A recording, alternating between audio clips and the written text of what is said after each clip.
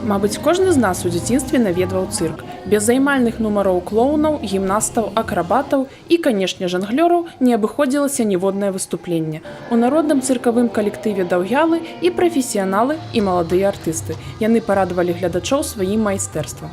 Я умею ездить на моноцикле, это одноколесный велосипед. Также умею крутить хула-хупы, жонглировать 4 шариками, разные трюки умею делать.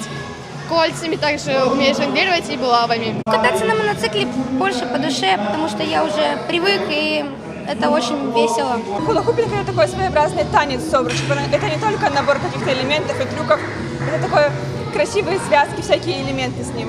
Жангліраванне – справа карысная. Зняцце напружвання з вачэй, пераадоленне стрэсу, развіццё маторыкі рук – усё гэта плюсы цікавага ўмельства. Для юных удзельнікаў мерапрыемства і іх бацькоў артысты калектыву даўгялы далі майстар-класы. Детям очень интересно, чем просто гулять во дворе. Они чему-то учатся, они общаются с детьми другими, у них общие интересы. Мне больше всего понравилось жонглировать. Мне понравился тот дядя, который на ходулях большой.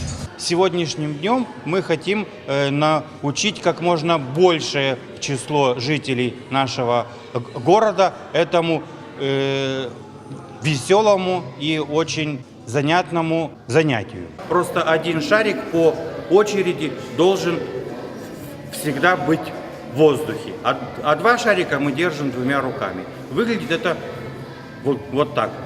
1, 2, 3 и все.